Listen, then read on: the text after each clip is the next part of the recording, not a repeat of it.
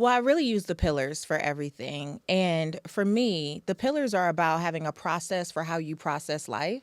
And so I believe that when you start to ask yourself better questions and become more authentic about what you truly need, want, and desire in each one of the pillars, it starts to like raise this level of expectation. Like there's Did a you certain say the pillars? strength. Did you Did say we that? say the pillars? No, I don't think we did. Go You ahead. go Yeah, through 'em? say the pillars. Okay, so here are the 6 pillars of wealth. The first pillar is fit. It's about becoming your best self, and that's mentally and physically. So we always talk about, listen, if you have a vision for your life, it is your duty and responsibility to protect the only vessel you will get to execute that vision.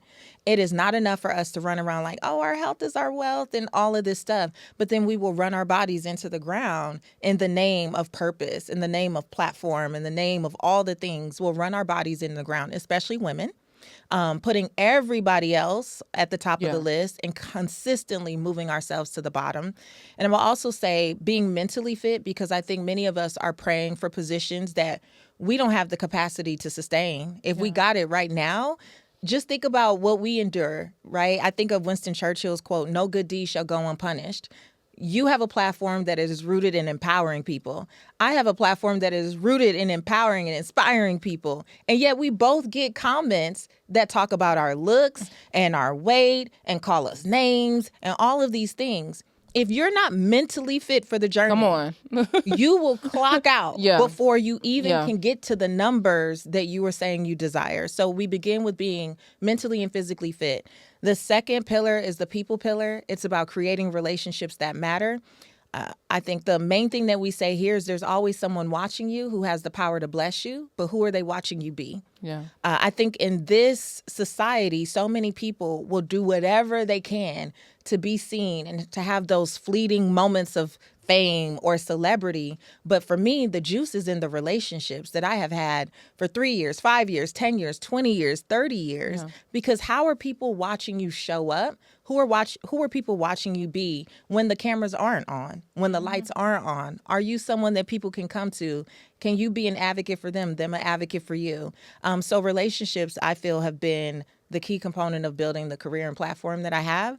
The next pillar is space. It's about setting up your life to support you. The average American in particular, they say, wastes about 79 hours a year looking for things they own but can never find. So just imagine going in circles, always touching your pockets, looking for keys, looking for glasses, looking for this, looking for that. And it's really just about making sure that your life supports what you say you want. Let me say this, y'all. I done been in this lady's house in her kitchen, and you open up the drawers in her kitchen, everything is organized to the T. When we hosted your brunch, the chef who came on and said, "Gosh, she's organized." I said, "Yes." I said, "You come to my house, it's a shit show." So the drawers are just... I didn't grow up in order.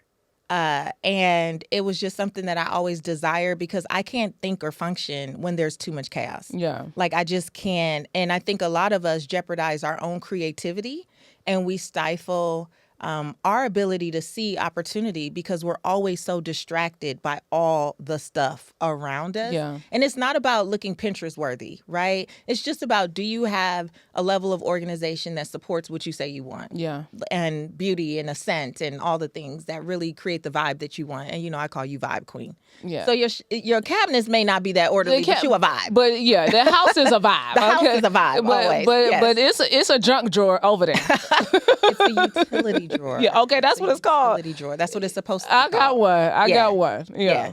The next pillar is faith. It's about believing in something greater. And I just want to say here, I've said for years, I don't care what people say they believe in. I just want you to make time for it.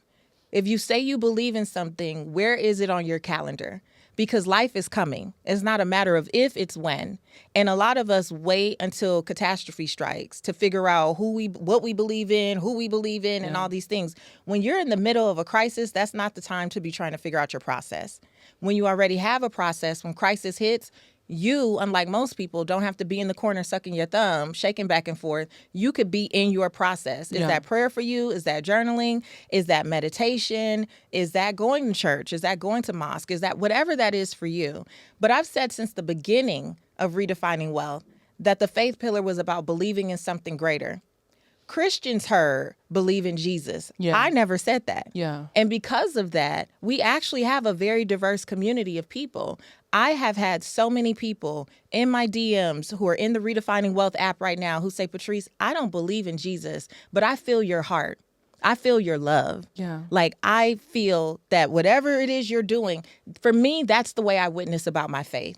It's not going in people's comments and telling them that they're damned to hell Come on. because they didn't wear pantyhose today. Y'all should stop. Y'all gonna It's get ridiculous. Y'all gonna get these legs. Wait, both sides. Come on. Right?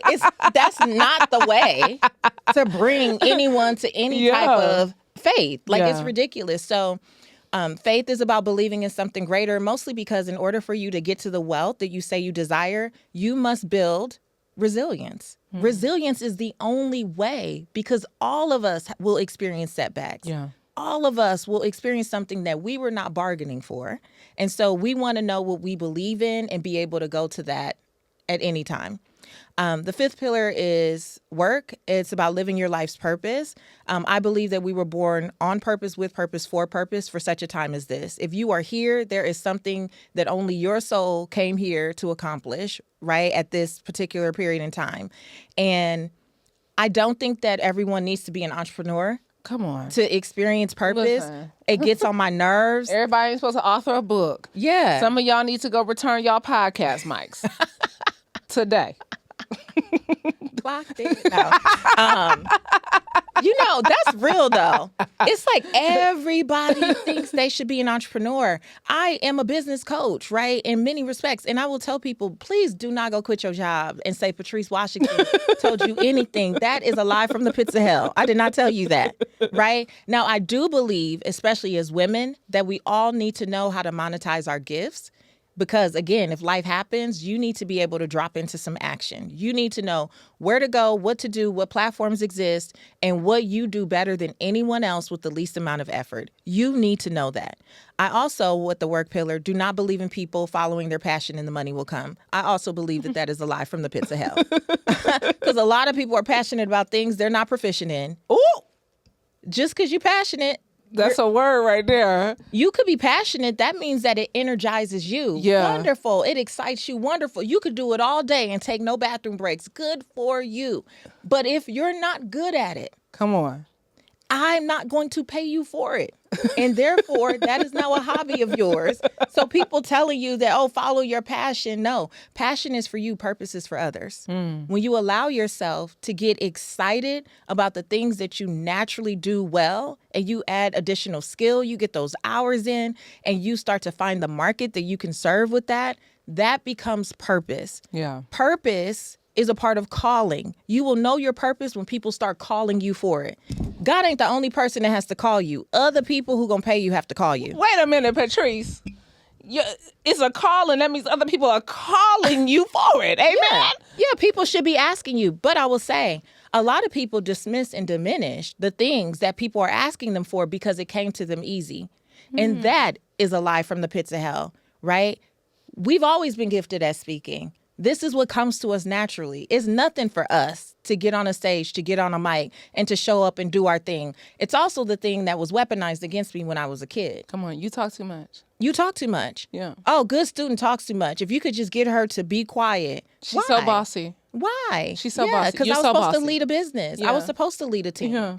That's who I am. And instead of cultivating that, it was demonized. It was weaponized. And so many of us put our gifts to the side and we started to dismiss and diminish. And then we start looking at other people and going, oh, I should do what so-and-so does. Oh, because I'm passionate about it. But baby, you're not proficient. It don't come to you like that. And I'm not saying you can't get better.